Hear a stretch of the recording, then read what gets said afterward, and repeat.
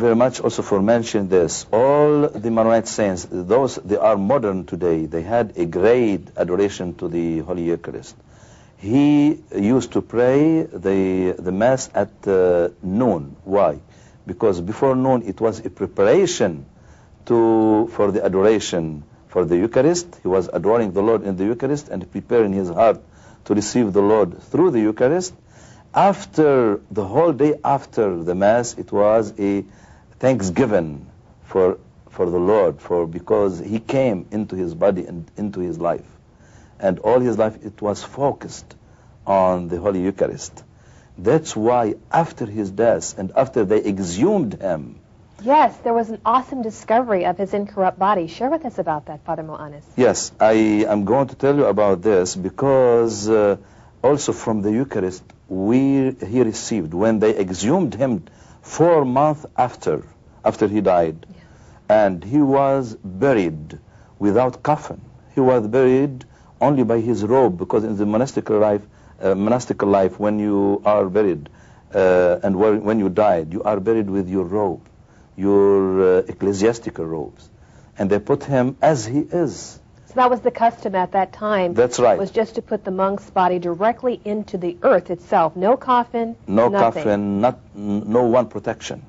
And they found him after 4 months. Why they found him? Because a light came out from his body, out from the earth. And a Muslim man he saw, the first one he saw the light coming out from the tomb, he was a Muslim man. And after soldiers from the Ottoman Turks, they saw his light, and they alert the superior and the monks. And after all those, the light stayed upon his tomb 40 days.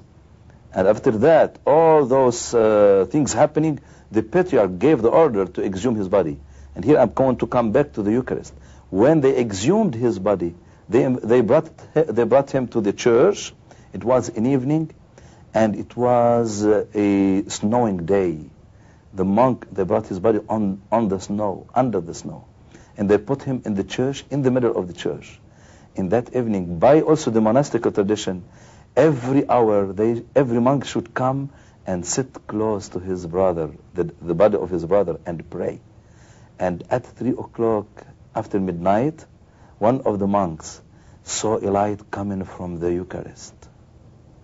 From the Eucharist, and touched the body of Saint Charbel. How beautiful. To show again the meaning of his life, the meaning of the Eucharist for us, the eternal life. And that's why the body of Saint Charbel stayed incorruptible 174 years. Incorruptible, it means not only conserved. His body stayed alive. His body stayed... It had like the suppleness of a flesh Suppleness body. Of the flesh, yes. You're right. No rigidity. Motivity. And also alive, he was exhuming.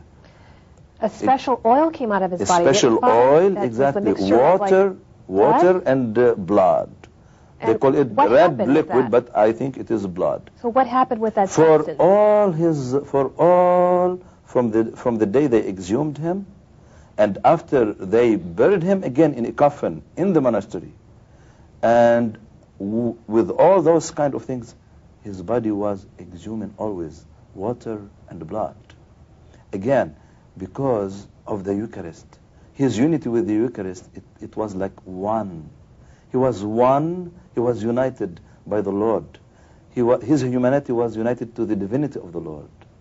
His mortality was united to the resurrection of the Lord. And I understand, Father, there were tremendous miracles, actually 350 authenticated miracles that were attributed to him. Could you just mention some of those briefly? Because I see we're halfway through our program, and I want to remind our viewers to get your pen and paper ready, because just for writing the program, we're happy to send you a holy card of Saint Charbel, Saint Rafka, and Saint Nuntala Hardini, who we're going to be discussing a little bit later. But first, Father, share briefly with us some of these miracles. I know 350 is a lot to discuss, but maybe 2 or 3 of the miracles that happened? Yes, I'd like to mention two or three miracles, as you said.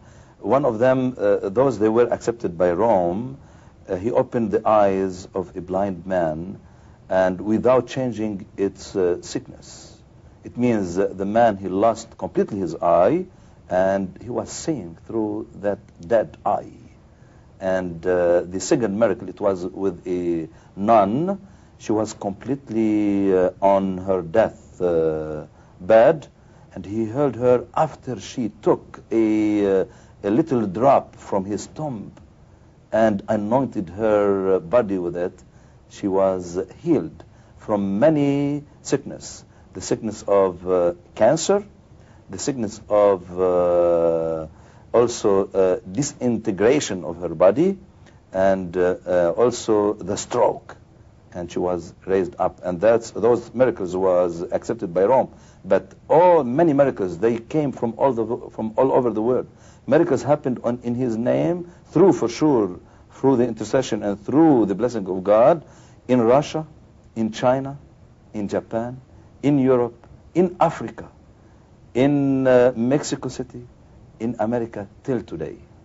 That's fantastic, Father. So once again, let our viewers know, just for writing, we're happy to send you a prayer card of Saint Charbel, and you can ask his powerful intercession for whatever your needs are. But we have a couple more saints we want to discuss, yes. And the next is Saint Rafka, beautiful Maronite Lebanese nun. Tell us who she was and what was the thrust of her life. Yes, Rafka, she was born in 1832 and died in 1914.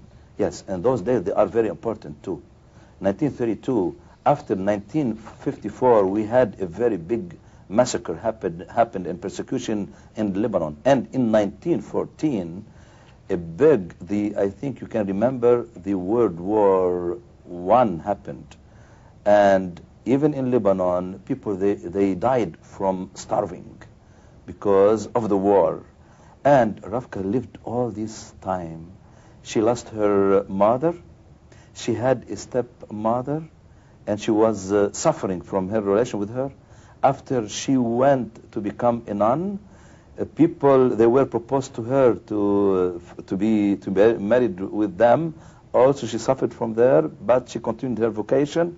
And during all those troubled years, she was a nun, and she saved many people, many Christians during this time from persecution, from being killed, and many children, baby children.